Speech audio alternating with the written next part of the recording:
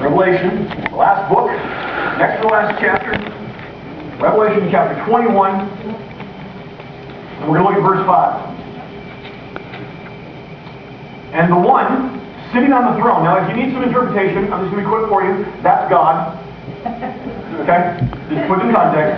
The one sitting on the throne, that's God, said, look, I'm making everything new. That is your message from God for your past decade, your past year, whatever it may be.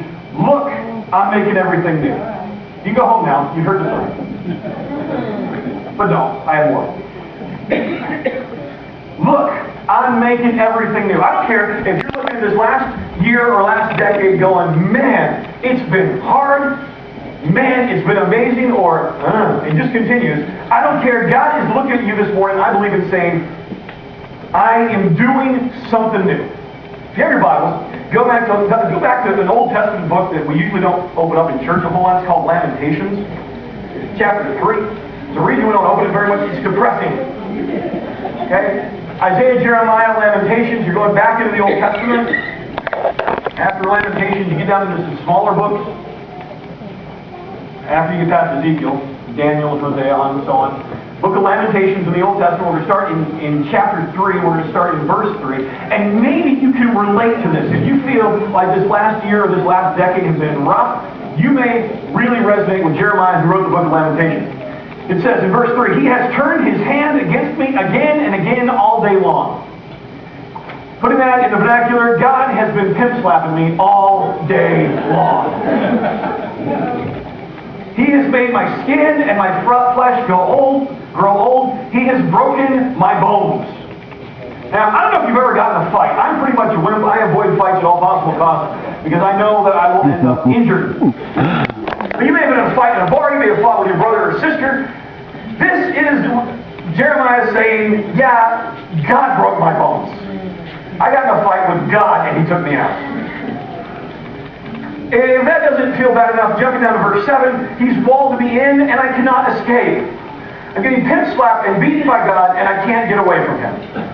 He's bound me in heavy chains and though I cry out loud and shout, He has shut out my prayer. Verse 11, He's dragged me off the path and torn me into pieces, leaving me helpless and devastated. He has drawn His bow and made me the target for His arrows. I love that one. I like to go to camp. You get to go to camp during the summer. I didn't even ask them to come up with the teen camp pastor sometimes. And they have the archery range. Remember archery when you did camp? This is a great thing. I don't know what the useful skill in archery is when you leave camp. They have a big bale of hay. I guess if you go bow hunting, but the bows they have there, I don't know if it could hurt a dog. Big bale of hay and targets, and you stand behind the line and you shoot arrows at it. And they tell you, don't go in front of the line until we yell all clear. I mean, imagine God saying all clear and then like, hey, go run in front of the hay for a while and I'm going to take target practice on you. You may have felt like this over the last year and the last decade. You may look at relationships that you feel like, man, I just keep getting hit and hit and hit. You've got a marriage that I don't want to talk about how it ended because it hurts too much. Got a relationship, a boyfriend, a girlfriend that I thought was going to be it and it didn't happen. I'm failing out of school. I'm struggling with the stuff that I thought was really important, the plans that I thought I had that God was going to do in my life. It seems like God's just been taking pot shots at Him for fun for a long time, and I'm tired of being made into God's pincushion. I'm burned out. And to make it worse, verse 14, my own people laugh at me, and all day long they sing their mocking song. I don't want to stand up and go, you know what, I'm having a hard time because I know people are going to look at me, roll their eyes and go, yeah, there they go again. Whine, chapter 18. I'm done with it. It goes on. It's great stuff. He's a great writer. He's made me chew on gravel and roll me into dust.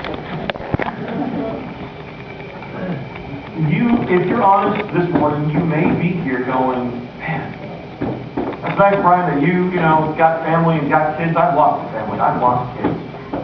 That's great that you have a new life and great ministry that you love.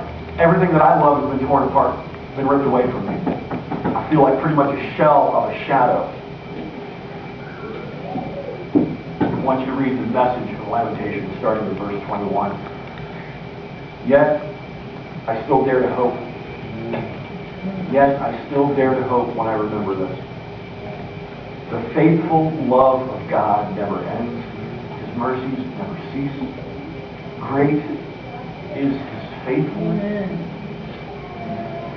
I love to do this. If you come through Framers class, we talk about how to do this. It's so much fun. I like to take sometimes and go find out what the original word is and how it's used elsewhere. This same word that's faithfulness describes the story of this guy named Moses. He's having this battle of the Israelites versus another country. And Moses gets up on this mountain and he lifts his hands up. He's like, "Dear God, bless the Israelites and let them kick the butt of their enemies." And when he has his hands up, man, the Israelites are like killing. They're just going nuts, right? His hands are up, and he gets tired. He gets done praying. I mean, you can only pray for, an hour or two at a time with your hands up in the air, and you start to get cold. Tired and cold because the circulation is up. You start getting sore. It's kind of like playing Wii for a long time. Some of you guys are struggling with Wii injuries from after Christmas. I understand. He's putting down his hands. He's gotten tired, and he puts his hands down, and the other side starts to push back. And so they kind of notice this. He's got his two brothers with him. They're like, "Dude, when you put your hands up, they were waiting. You put them down. The other getting beat." So he puts his hands back up, and the tide turns. Puts them down and back and forth. This is fun. They're like, "Okay, this has got to stop now, dude. Sit down." And